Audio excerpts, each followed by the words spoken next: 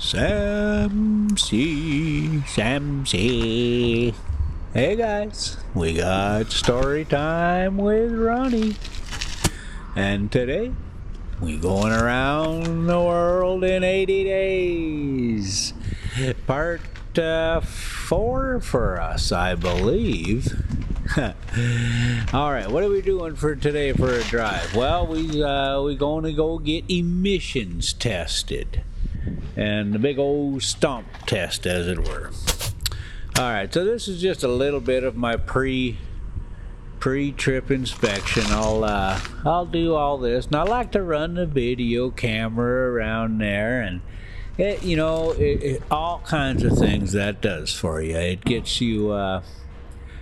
First of all, you take a look and see there's no screws or nails or anything that just happen to find their way under your tire. The wind, the rain, whatever, that kind of thing you want to check, and you just do a visual inspection of your tire anyway. And with the video camera going, you got evidence that you did it, and you can take a look at your tread wear and stuff and analyze that at your leisure to see if maybe things are just doing all right. If you're running the right pressures and stuff, you'll be able to. That's one of the ways to know is if your tires are not running right. So just general maintenance stuff. And then, when I'm done doing all that, I'll make my way around and I'll do a light check and check all of the clearance lights and everything, make sure everything's working and that kind of thing. Just what you're supposed to do every time you run. And okay, so here we go. We're going to jump on it, and we've already who knows where we are. we probably got off of the freeway already, and we's rolling down here. But whatever the case, we's heading over to the emissions testing thing. It's in Chandler, this particular one. It seems to be one of the easier ones to get into. Oh boy, don't even get me started on this thing. Alright, so we'll do a little bit of the story, and we're probably not going to get much, because when we get there, I'll have to do everything I can not to go full Tom Sawyer on the whole thing. So, okay, here, now in this story, we had just started with, we had just kind of barely gotten into chapter 5, and we were... Phileas Fogg and Passepartout were boogieing on their big journey, and everybody in London knew about it, and they was, kind of, not so pleased. The English gentlemen are known for their betting and this and that and the next thing, apparently, and it was kind of everybody was thinking that they were kind of taking advantage of Mr. Phileas Fogg, because there was absolutely like zero chance that he was going to be able to pull this off. So we'll pick it up there, and we're just trying to see where we're at here. Oh, okay, yeah. All right, yeah, we're going over to the emissions testing place. Oh, would he not find himself, when traveling by steamer in winter, at the mercy of the winds and fogs? Is it uncommon for the best ocean steamers to be 2 or 3 days behind time? But a single delay would suffice to fatally break the chain of communication, should Phileas Fogg once miss, even by an hour. A steamer, he would have to wait for the next, and that would irrevocably render his attempt vain. This article made a great deal of noise, and, being copied into all the papers, seriously depressed the advocates of the rash tourist. Everybody knows that England is the world of betting men, who are of a higher class than mere gamblers. To bet is in the English temperament. Not only the members of the Reform, but the general public made heavy wagers for or against Phileas Fogg, who was set down in the betting books as if he were a racehorse. bonds were issued and made their appearance on change. Phileas Fogg bonds were offered at par or at a premium, and a great business was done in them. But 5 days after the article in the Bulletin of the Geographical Society appeared, the demand began to subside. Phileas Fogg declined. Wait, yep. Alright, let's take a look. See where we're going. I think this place is over by the airport. And yeah, that's what we're doing, alright. Okay, Phileas Fogg. The demand began to subside. Phileas Fogg declined. They were offered by packages, at first of 5, then of 10, until at last nobody would take less than 20, 5, and 100. Lord Albemarle, Marley? Albie Marley. You know what? I'm not gonna get that one, so we'll call him Albie Marley. There's just no way. Merrill. Let's go with this here. An elderly paralytic gentleman was now the only advocate Phileas Fogg left. This noble lord, who was fastened to his chair, would have given his fortune to be able to make the tour of the world if it took 10 years, and he bet £5,000 on Phileas Fogg. When the folly as well as the uselessness of the adventure were pointed out to him, he contented himself with replying, "If the thing is feasible, the first to do it ought to be an Englishman." Whoa, see? That'll shut him up. The Fogg party dwindled more and more. Everybody was going against him, and the bets stood 150 and 200 to 1. And a week after his departure, an incident occurred which deprived him of backers at any price. The Commissioner of Police was sitting in his office at 9 o'clock in the evening when the following telegraph dispatch was put into his hands.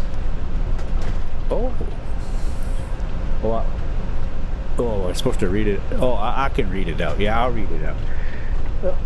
Suez to London.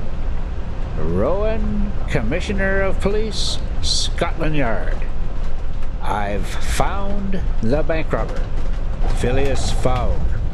Send without delay a warrant of arrest to Bombay. Fix. Detective. The effect of this dispatch was instantaneous. The polished gentleman disappeared to give place to the bank robber. His photograph, which was hung with those of the rest of the members of the Reform Club, was minutely I tried to say, because I didn't think there was any way it was going to be minutely. I made that mistake the last time. Well, but this time it is, so it was minutely examined.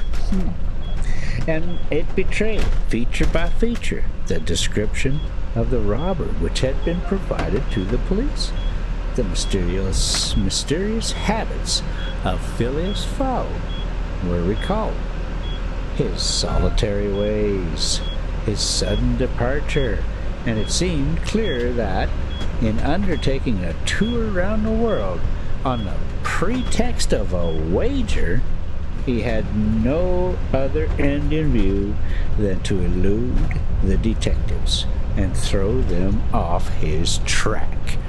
Wow! So that's... okay, that was the end of that chapter. That's the end of chapter 5.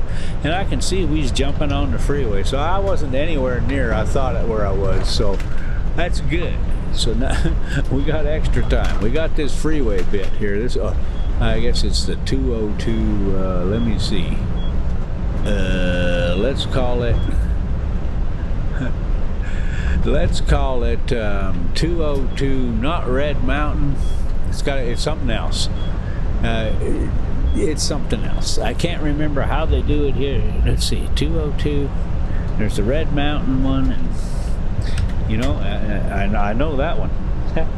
All right, chapter 6, in which Fix, the detective, betrays a very natural impatience. The circumstances under which this telegraph dispatch about Phileas Fogg was sent were as follows. The steamer Magnolia, not Magnolia, Mongolia, belonging to the Peninsular and Oriental Company. Peninsular. I'm gonna have to swear. Let me take a moment to sawyer up. Okay, we're back. Got a nice little drink of water and off we go. Okay, the steamer Mongolia, belonging to the, I'm still not going to get this one, Peninsular, Sular, and the Oriental Company, built of iron of 2,800 tons burden and 500 horsepower, was due at 11 o'clock a.m. on Wednesday, the 9th of October, at Suez. The Mongolia plied regularly between Brindisi and Bombay via the Suez Canal, and was one of the fastest steamers belonging to the company, always making more than 10 knots an hour between Brindisi and Suez, and 9.5 between Suez and Bombay. 2 men were promenading up and down the wharves among the crowd of natives and strangers who were sojourning at this once straggling village, now, thanks to the enterprise of M. Lesseps, a fast-growing town. One was the British consul at Suez. Hang on a second, let me go back here. One was the British consul at Suez, who, despite the prophecies of the English government and the unfavorable predictions of Stephenson, was in the habit of seeing from his office window English ships daily passing to and fro on the Great Canal, by which the old runabout route from England to India by the Cape of Good Hope was abridged by at least half. The other was a small, slight-built personage with a nervous, intelligent face and bright eyes, peering out from under eyebrows which he incessantly twitching.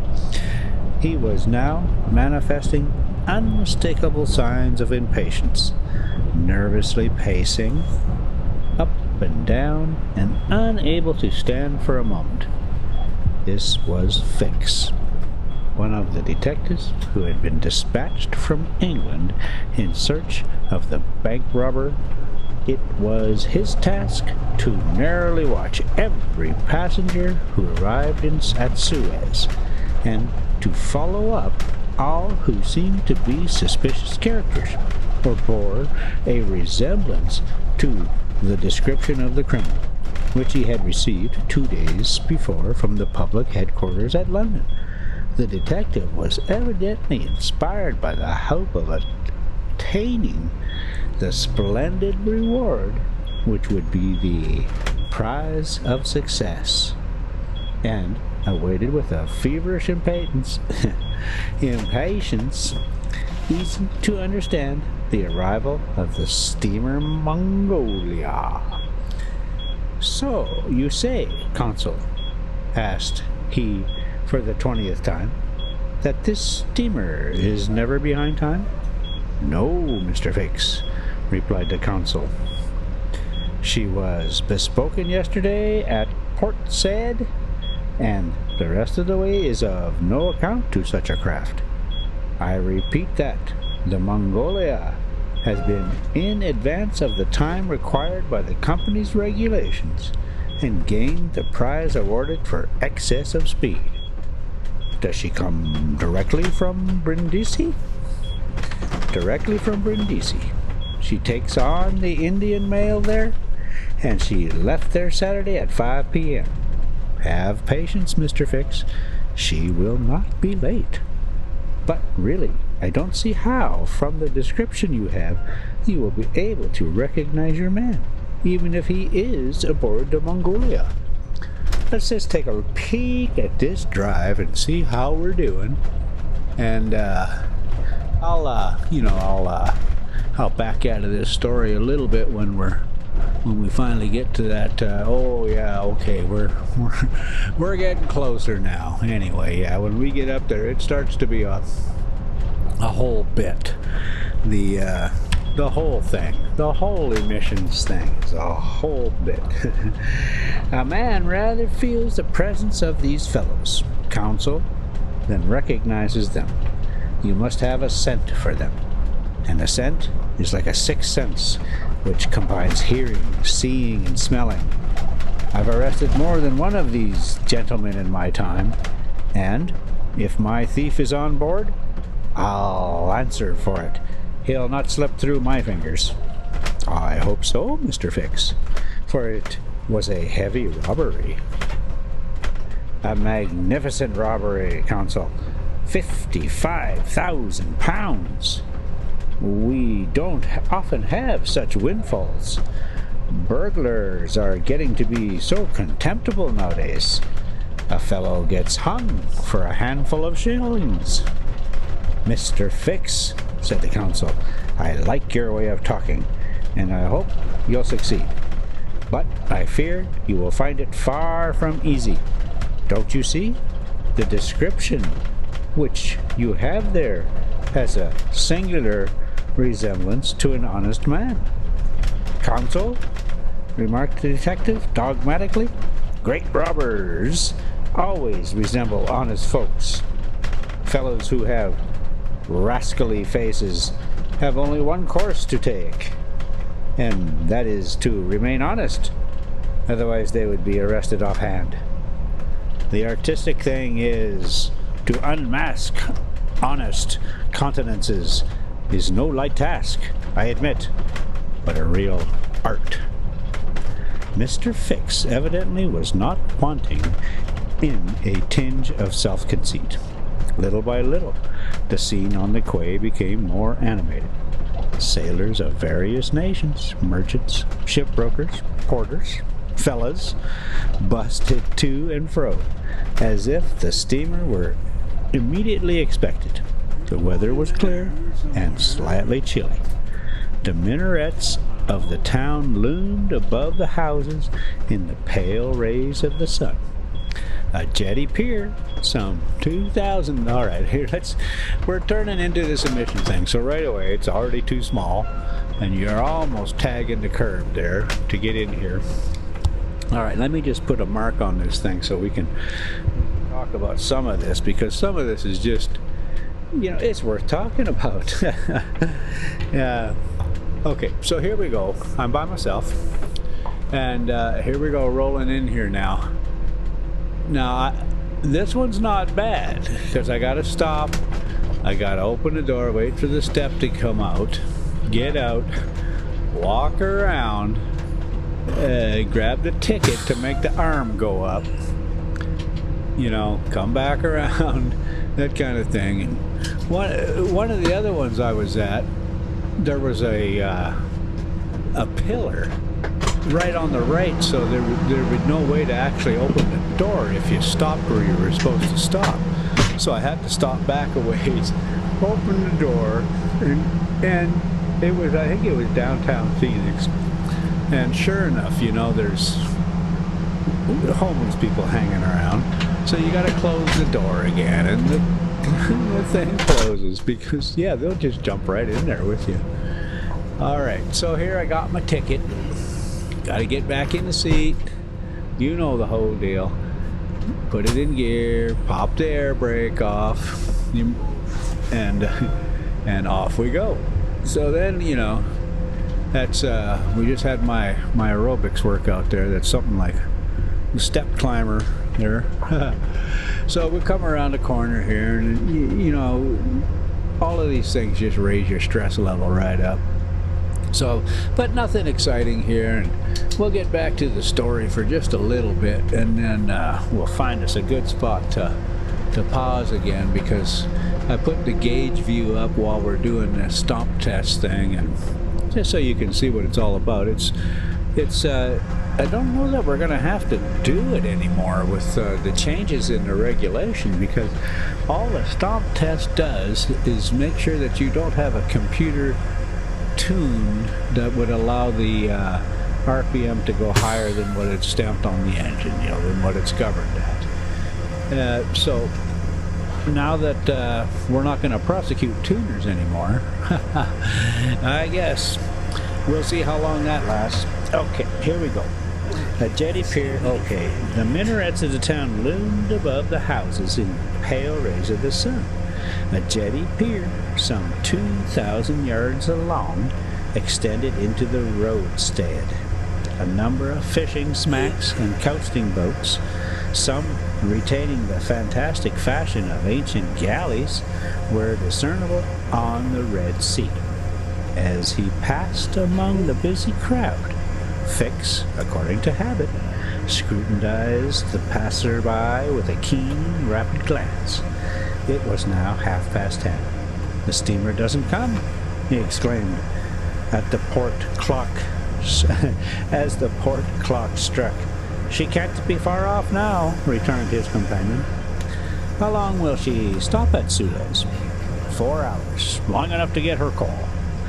It is 1,310 miles from Suez to Aden, at the other end of the Red Sea, and she has to take in a fresh coal supply.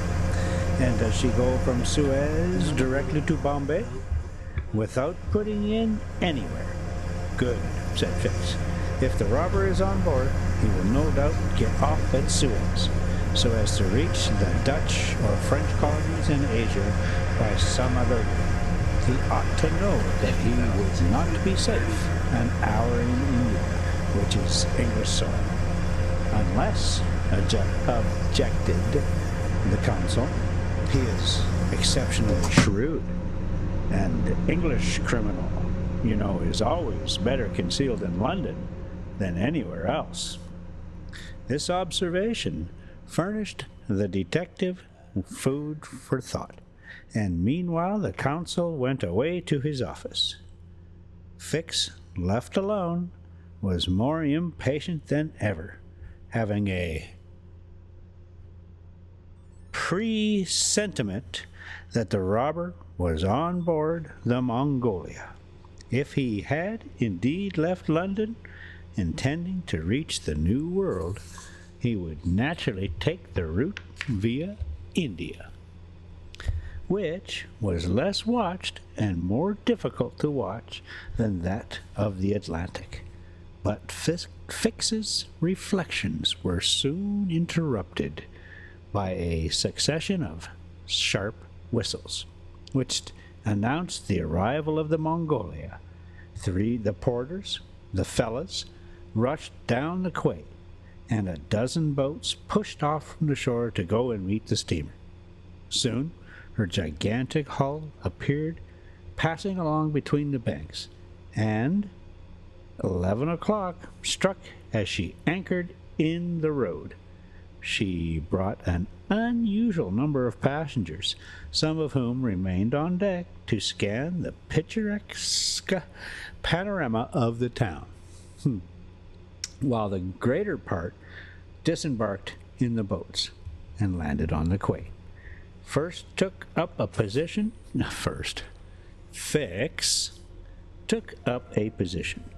and carefully examined each face and figure which made its appearance. Presently, one of the passengers, after vigorously pushing his way through the fortunate crowd of porters came up to him and politely asked if he could point out the English consulate, at the same time showing a passport which he wished to have visaed. Fix instinctively took the passport and with a rapid glance read the description of its bearer. The involuntary motion of surprise nearly escaped him, for the description in the passport was identical with that of the bank robber, which he had received from Scotland Yard. All right, let's take a look at this. Let's just take a look at this nonsense. I mean, this emissions testing here. So yeah, he's telling me all about it here. We got he's gonna check and see that my there. He's looking for the VIN, and he's looking at the mileage, and you know, and there's the mileage right there. And then he asked me, "Is there any more on there?" And I'm like, what? That's the first time they've ever asked such a thing. He says, do you have to add any to that? And I'm like, no, you don't. So I'm not sure exactly what that meant, but I think he was asking to see if the mileage was correct or it had been altered in some way. It's just like, well, how in the world would I do that? All right, so he's telling me how to do the thing here, and you can see the screen on the left there, that little monitor there. When it goes green, it says put your foot to the floor, and I missed the first one because he's telling me and I'm kind of not paying attention, and when I put my eyes back, it's saying to go. So we'd have to do it a couple of times here, but what else is new, huh? Okay, let's see. All right, we're coming back. We're engines running. We're getting ready to throw the hammer down here, and you know, anticipation building. They think they're putting the sniffer back there, but you know, there's just no way. Okay. I guess we should be reading the story because this is taking longer than I thought it was gonna.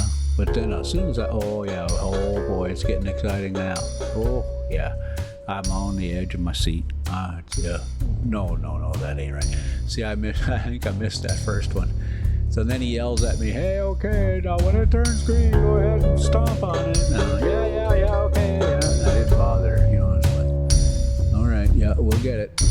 You know, yeah. When you start to get older, you get all kinds of excuses.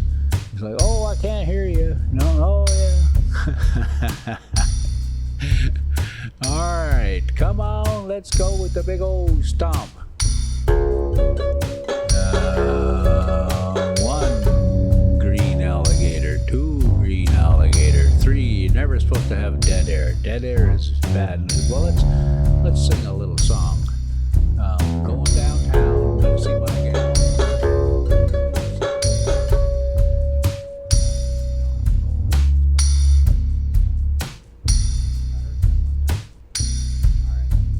Take all of that out of there. And just kind of wait for this. I don't know what the heck I'm doing, or what they're doing. I don't know. What are we in slow motion here? What's going on here? Why isn't this happening? Did I glitch the matrix? Come on, let's stomp on this thing. Oh, here we go. I can hear some sounds now. Bum bum ba bum bum bum bum ba bum ba bum ba bum bum bum. Well, gee, you know, kind of seems like it's like just not that exciting. Oh, there we go. See that? I missed that one right there. I was supposed to have my foot to the floor, and I didn't, and I still didn't, and I still didn't. Then he's like, "Hey, okay, put your foot to the floor." And I'm like, "Okay." So here we go. Stay at idle. Foot to the floor. Boom. Up we go. It revs up. Let it go. And all they're checking for is to see that it doesn't go up to 3,000 RPM or something. And, stomp on it again. Oh, yep. All good. And they do the sniff testing at idle there, where they're trying to figure out if you're good to go or not. So, and that's all there is to it. And the hardest part about it is trying to get in there and find one of these places that can handle you. Because even as we're going out here, you know, there's barely enough room to go straight out, and then there's a guy standing at the back and somebody at the front, and then when you clear the tail at the back, they cut it so you can get out. But this is one of the better ones. It's got a little bit more space. Some of the other ones are just so tight. There's a little bit of backing up and going, you know, trying to get in and out of the thing.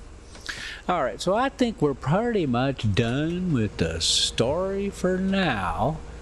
We'll just leave it there. We're almost at the end of the chapter, and I kind of knew when we was doing this emission test thing that it was gonna end up being all chewed up. So here we go. She's gonna guide me out, and we'll just let it go there.